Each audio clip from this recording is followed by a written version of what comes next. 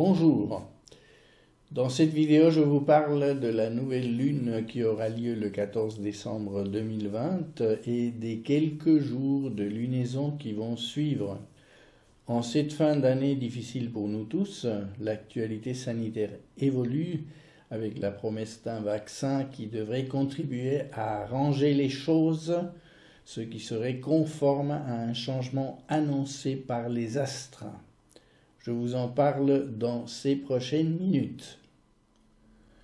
Alors, cette nouvelle lune du 14 décembre a ceci de particulier qu'elle se produit en même temps qu'une éclipse solaire qui sera visible surtout dans certains pays d'Amérique du Sud, notamment au Chili et en Argentine, puis finira son parcours vers les côtes de la Namibie en Afrique.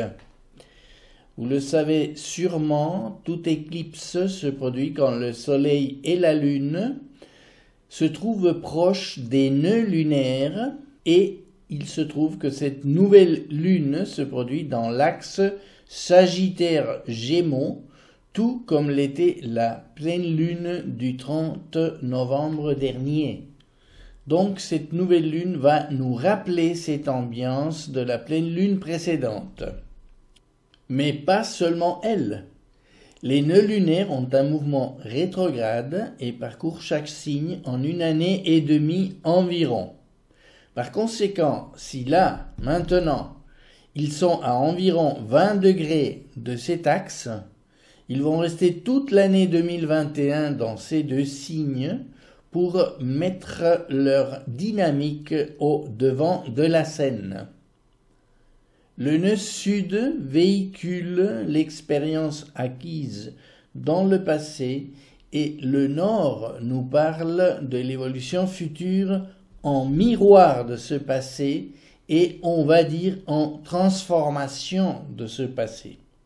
Je vous ai parlé la dernière fois du Sagittaire comme d'un signe qui nous invite à prendre conscience du sens que nous voulons donner à notre vie. Cette nouvelle lune se produit à 23 degrés du Sagittaire et concernera en premier lieu les natifs nés vers le 14 décembre.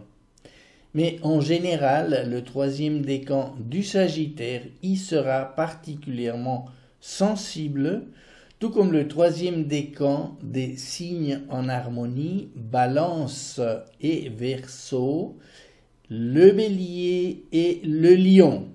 Les Gémeaux sont dans une position spéciale car ils sont le récepteur de ces énergies en jeu, en positif et en négatif. De plus, leur maître Mercure sera en conjonction avec cette nouvelle lune, ce qui favorisera les facultés de cette planète, à savoir la pensée, la connaissance, la communication, les contacts, les déplacements, les voyages. Dans cette période difficile à cause de la pandémie, la venue de cette nouvelle lune en Sagittaire est prometteuse, puisque ce signe est en général positif, enthousiaste, optimiste, et on en a besoin de ces qualités après cette année 2020 qui nous a mis à l'épreuve. On a besoin de bonne humeur et d'optimisme pour aller de l'avant, pour reconstruire certaines choses, mais sans oublier de donner un nouveau sens à notre vie, pour faire en sorte que la reprise ne soit pas un copier-coller de ce qu'on avait avant. Je pense qu'on est en train d'apprendre beaucoup de choses de cette crise, et celle-ci met à nu toute une série de failles de notre système et également de nous-mêmes. Nous avons été confinés ou semi-confinés. Nous avons été privés à degrés divers pour chacun de nous de certaines de nos habitudes, des choses avec lesquelles on occupait notre temps. Nous n'avons plus eu accès à certains loisirs, peut-être sportifs ou culturels. Nous avons été privés des contacts humains habituels. Nous ne pouvions plus nous serrer la main, nous embrasser. Qu'est-ce qui a nourri notre vie intérieure à la place? Nous avons peut-être découvert un certain vide, une certaine difficulté à trouver comment nous motiver. La polarité Sagittaire-Gémeaux est basée sur les concepts de croyance, philosophie, connaissance globale, d'une part, et de raison, de connaissances concrètes, d'apprentissage et de doutes constructifs, d'autre part, mais aussi de cerveau droit et de cerveau gauche. Une saine collaboration entre ces deux signes complémentaires conduit à l'intégration des connaissances qui peuvent devenir en fin de compte une philosophie de vie. Mais leur mésentente conduit au conflit classique religion-science et, à l'extrême, en résumant en peu de mots, la polarité prosélytisme dogmatique fanatique contre intellectualisme superficiel dilettante, tendances qui peuvent bien entendu s'appliquer non seulement à la connaissance mais aussi à la politique et à bien d'autres domaines de la vie.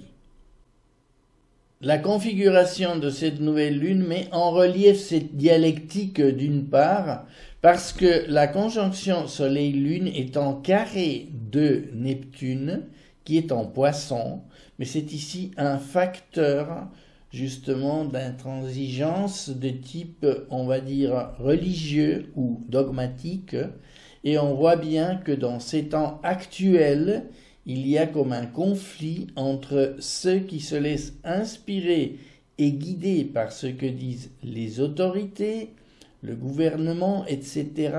Et puis nous avons aussi tout ce mouvement de contestation de type complotiste, nourri aussi par ces aspects conflictuels de 135 degrés entre Uranus et la nouvelle lune, qui met tout en doute et provoque une confrontation dans le style de cet axe Sagittaire-Gémeaux.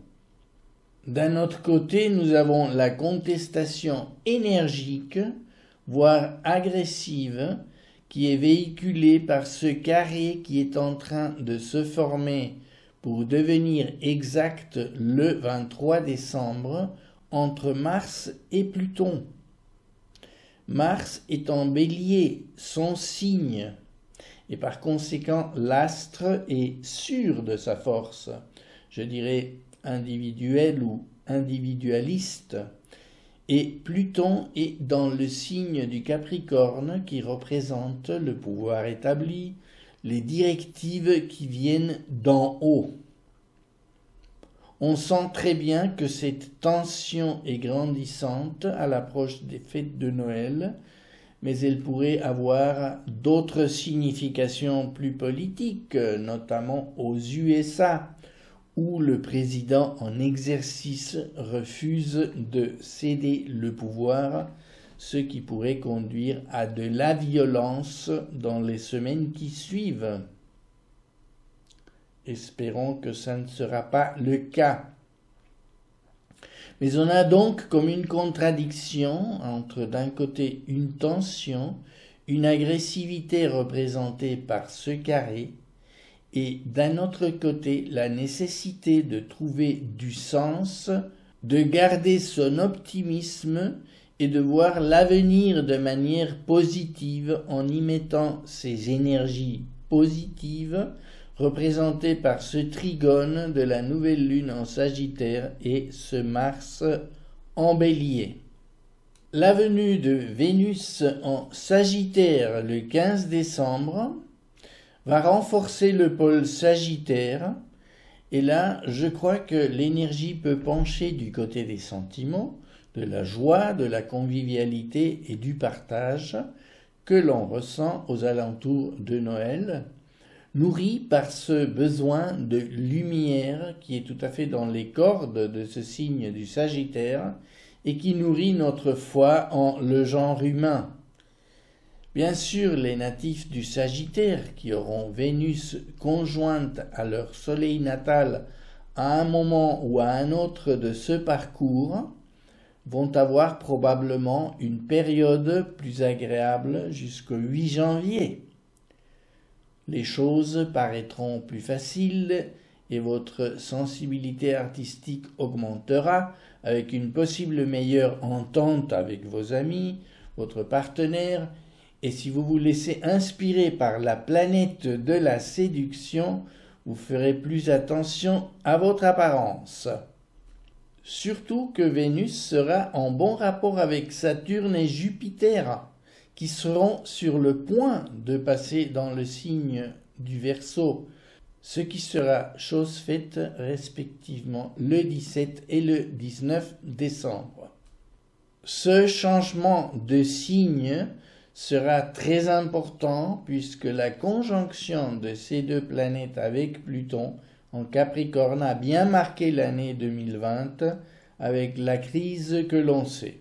Si vous n'êtes pas familier avec la signification et les effets de cette triple conjonction, je vous invite à regarder la vidéo d'astrologie mondiale que j'avais publiée en octobre 2019 et dans laquelle je décrivais ce climat qui nous a tant mis en difficulté. Leur évolution est aussi décrite progressivement dans mes vidéos de lunaison récentes. En Verseau, les deux planètes vont changer complètement leur motivation, j'ai envie de dire. Elles rentrent dans un signe très social et collectif, porté vers les interactions de groupe et leur insertion active et créative dans les systèmes de fonctionnement de notre société. Le Verseau est attaché à la liberté, à l'expression de soi originale, à l'innovation.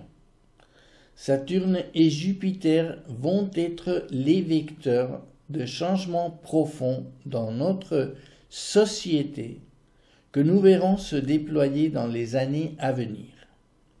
Pour la première fois depuis 200 ans environ, ces deux planètes ouvrent un cycle de conjonction qui auront lieu tous les 20 ans environ dans les signes de l'élément air, Verseau, Gémeaux et Balance. Ces deux astres vont laisser en arrière leurs conjonctions successives dans les signes de terre, Capricorne, Taureau et Vierge, ce qui a accompagné l'essor matérialiste de notre société pendant les 2 derniers siècles. Nous allons donc au-devant d'un changement de paradigme qui va se manifester progressivement, mais d'une manière irréversible, en modifiant notre façon de penser, nos valeurs, notre fonctionnement. De nouvelles facultés, motivations et intérêts vont apparaître progressivement dans nos sociétés. Je vous en parlerai souvent dans mes prochaines vidéos. Le 21 décembre, elles vont être en conjonction exacte, ce qui sera d'ailleurs un phénomène astronomique visible à l'œil nu, pourvu que l'on ait un ciel nocturne clair, bien sûr. Cette conjonction fera apparaître les deux planètes comme une sorte d'étoile double dans le ciel. Ce sera certainement un spectacle à ne pas manquer si vous le pouvez. Cela coïncidera avec le premier quartier lunaire, un moment qui introduit toujours de la nervosité dans l'air, et aussi avec le carré exact entre Mars et Pluton. On peut très bien sentir que cette configuration sera exceptionnelle à plusieurs points de vue. Un changement véhiculé par Jupiter et Saturne qui quittent le Capricorne, mais en même temps Soleil et Mercure y pénètrent et renouvellent en quelque sorte cette ambiance pesante que nous avons vécue tout au long de cette année 2020, et c'est comme pour nous rappeler attention, la crise n'est pas terminée.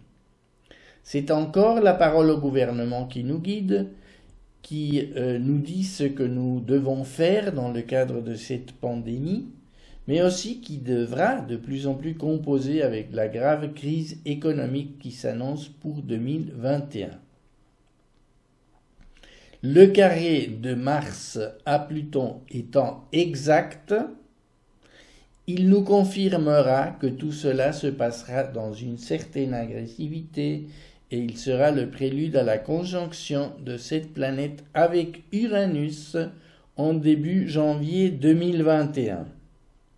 Cela augure des temps socialement agités malgré les fêtes de fin d'année qui seront quelque peu chamboulées et nous devrons composer avec des circonstances qui ne seront pas faciles à gérer même en ce temps traditionnellement de bonheur et d'intimité familiale.